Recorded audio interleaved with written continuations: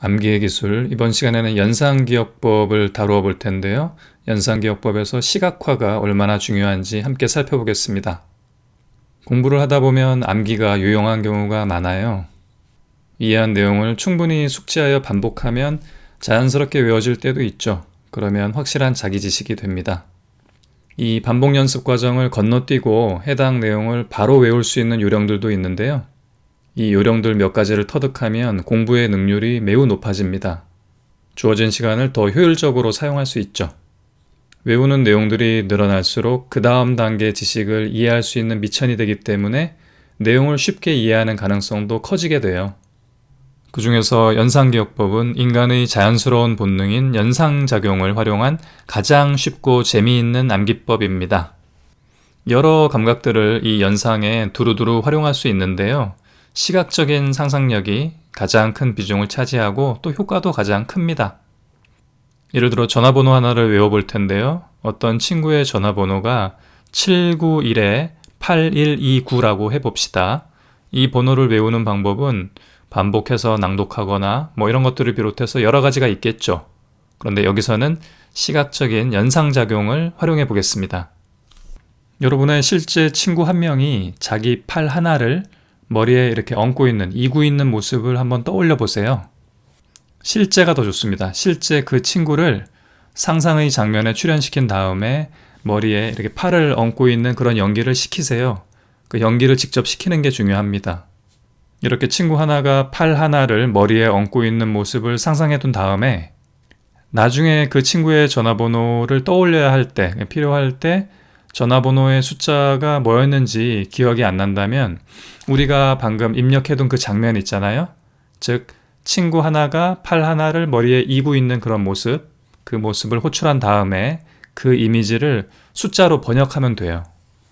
친구 하나는 791로, 팔 하나 이고 있는 그 팔 하나 이구는 8129로 그렇게 번역을 하면 그 장면, 그 이미지에 해당하는 친구의 전화번호는 791-8129가 되죠. 79 하나에 8129 이렇게 기억해도 좋죠. 이렇게 여러 번 정보를 호출하여 번역하다 보면 어느 순간 번역 과정 없이 외워질 때가 있어요. 그러면 비로소 연상기억법은 자기 임무를 모두 마치게 되는 거죠. 자기 임무를 모두 마치고 이제 일선에서 물러나도 됩니다. 비유하자면 자전거를 처음에 쉽게 배우기 위한 보조바퀴라고 보면 되죠. 자전거를 능숙하게 탈 수 있게 되면 이제 더 이상 필요가 없어집니다. 실습을 해보겠습니다. 원소 주기율표, 알칼리 금속 6개의 이름과 원소 번호를 연상기억법으로 외워보겠습니다. 이것을 외우는 방법은 여러 가지가 있겠죠. 몇 번이 될지 모르지만 여러 번 반복하여 익히면 외워지긴 할 겁니다. 알칼리 금속, 리튬 3번, 나트륨 11번, 칼륨 19번, 루비듐 37번, 세슘 55번, 프랑슘 87번 이렇게요. 여러 번 반복하여 익히면 외워지겠죠. 이번 시간에는 연상기억법을 소개하는 것이 목적이기 때문에 여기서는 그 반복 대신 연상법을 활용해서 외워보겠습니다. 산성이 신맛을 연상시킨다면 알칼리는 짠맛을 연상시키잖아요. 꼬리를 물고 한번 가보죠. 짠맛은 소금을 연상시킵니다. 그리고 소금은 바다를 연상시키죠. 그래서 우리는 바닷가의 어느 부두를 장소로 섭외할 겁니다. 바닷가의 어느 부두를 한번 떠올려 보세요. 직접 여러분이 가본 곳이 있다면 가장 좋고, 아니면 여러분이 본 영화의 한 장면을 떠올려도 좋습니다. 아니면 상상으로 머릿속에 그려보아도 좋습니다. 자, 이제부터는 영상의 설명을 되도록 보지 말고 잠시 눈을 감은 채로 귀로만 설명을 들으면서 장면을 머릿속에 한번 그려보시면 좋을 것 같아요. 제가 어떤 장면을 그려드리겠습니다. 저 뒤로는 바다가 보입니다. 검푸른 바다가 보이고 지금 부두에서요. 영화 킬빌을 촬영 중입니다. 그 우마 서먼이 나온 그 킬빌의 격투씬을 촬영하고 있어요. 주인공 우마 서먼은 이소룡 추리닝복, 그러니까 노란색인 이소룡 추리닝복을 입고 있네요. 그 추리닝복을 입고 칼을 마구 휘두르고 있습니다. 적들의 머리가 댕강댕강 잘려나가고 있습니다. 그리고 바닥에 막 뒹굴고 있어요. 온 사방이 피바다입니다. 온 사방이 막 피로 흥건해요.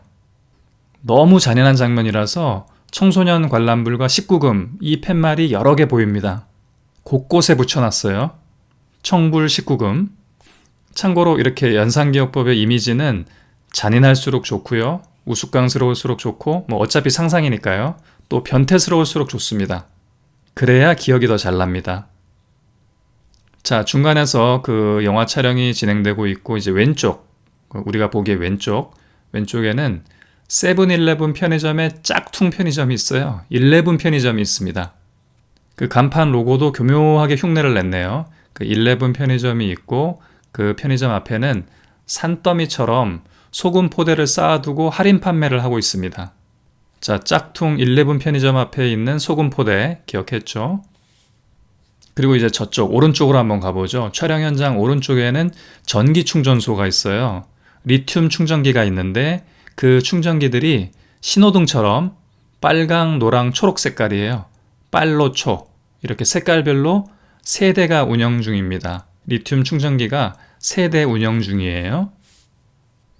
그리고 바닷가에 정박된 어선이 있는데 아마도 리튬 배터리가 장착된 그 신형 선박 같아요. 그 어선이 긴 케이블을 이용해 충전 중입니다. 어선으로 한번 가보겠습니다. 그 어선 위에는 아까 잡아올린 듯한 삼치들, 그 생선, 삼치들이 산더미처럼 쌓여 있습니다. 상상해 보세요. 삼치들이 산더미처럼 쌓여 있는데 좀 이상한 게 보입니다. 삼치들의 눈알을 보니까 모두 새빨개요. 상상해 보세요. 새빨갛게 충혈된 게 아니라 그냥 빨개요. 눈알이 새빨간 마치 붉은 루비처럼 루비 보석처럼 빛나고 있습니다. 그 어선의 선장님 얘기를 들어보니까 방사능에 오염이 돼서 그렇답니다. 방사능에 세게 오염이 됐는데 구체적으로는 세슘에 오염이 됐다고 합니다. 세슘에 세게 오염이 돼가지고 눈알이 붉게 변한 거라고 합니다. 그 말에 너무 충격을 받아서요. 오오오 하면서 크게 놀랐습니다. 그 뭉크의 절규 그림 있잖아요. 그것처럼 오오오 하면서 놀라는 모습을 한번 상상해 보세요. 그런데 선장님은 또 방법이 있답니다. 그 방사능 오염을 막으려고 팔찌를 하고 있어요. 건강 팔찌를 하고 있는데 이게 프랑스에서 만든 명품 팔찌라고 합니다. 자, 여기까지 시각화 작업은 끝났습니다. 이제 연상작용으로 번역을 한번 해보겠습니다. 첫 번째, 칼로 잔인하게 목을 자르는 장면들이 있었죠. 막 목이 사방에 막 뒹굴고 있었지 않습니까? 그 장면은 너무 잔인해서 19금이었어요. 칼이 난무하는 19금 영화, 칼륨, 원소 번호 19번.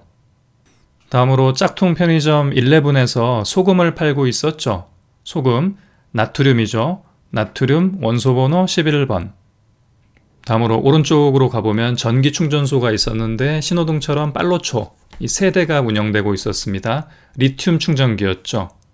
리튬, 원소 번호 3번. 그리고 어선으로 넘어가 보면 그 가득 쌓인 삼치가 있었습니다. 그리고 삼치의 눈이 루비처럼 붉었죠.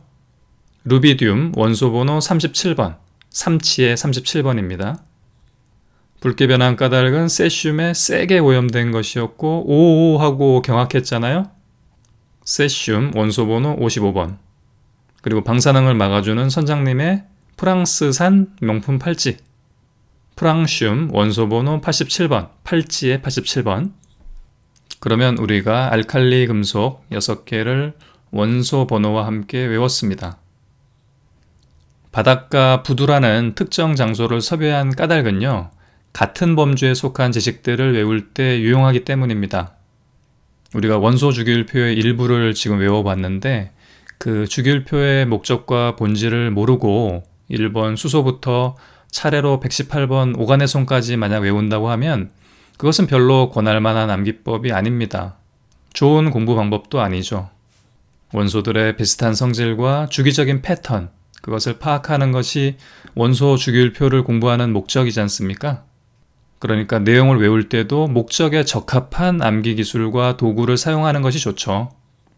가령 순서대로 외워야 되는 것들이 있어요. 그런 정보들이 있다면 머리 글자를 따서 암송하는 방법이 아주 유용합니다.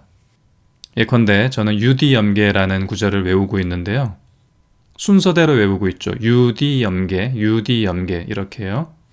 이 네 글자를 차례로 외우고 있으면 가장 작은 단위부터 시작해서 점점 커지는 유전자, DNA, 염색체, 게놈, 그 지식을 쉽게 호출할 수 있습니다. 꼭 순서대로 외우지는 않아도 되지만 한꺼번에 같은 범주, 우리가 살펴본 것은 알칼리 금속인데요. 이렇게 같은 범주로 외워두는 게 더 좋은 정보들이 있는데요. 그러한 정보들은 우리가 했던 것처럼 특정 장소를 정해서 그 장소에 다 함께 출현하도록, 다 함께 나오도록 시각화를 하면 나중에 정보를 불러오기도 쉽고 번역하기도 좋습니다. 암기의 정석은 뭐니 해도 복습이니까요. 한번 복습을 해보죠. 자, 눈을 감고 짭조름한 맛과 냄새가 느껴지는 바닷가 부두로 한번 가보겠습니다. 영화를 찍고 있는 현장에서 우리는 어떤 원소를 발견했죠? 칼이 난무하는 19금 영화였죠? 칼륨 원소번호 19번. 그 왼쪽 편의점, 짝퉁 편의점에서는 그 앞에 가득 쌓아놓고 파는 게 있었습니다. 네, 소금이었죠. 나트륨. 11 편의점에서 파는 소금, 나트륨, 원소번호 11번. 전기충전소에서, 오른쪽 전기충전소에서 떠오르는 원소는 뭐죠? 빨로초, 3가지 색깔로 된 리튬 충전기였죠. 리튬, 원소번호 3번. 어선으로 건너가 보면 그 쌓여있는 거, 그 삼치였죠? 그리고 삼치의 눈알이 빨갛게 변했고요. 루비처럼. 루비듐, 원소번호 37번. 그리고 삼치들 눈알이 빨갛게 변해버린 까닭은 방사능에 세게 오염돼서였죠. 그 얘기를 듣고 오오 놀랐습니다. 세슘에 오염된 사실을 알고 오오 놀랐죠. 세슘, 원소번호 55번. 그런데 선장님은 비법이 다 있었죠? 프랑스에서 만든 명품 팔찌를 차고 있었죠. 프랑슘, 원소번호 87번. 이런 것이 시각화 기법을 활용한 암기술, 연상기억법입니다. 마칩니다. 고맙습니다.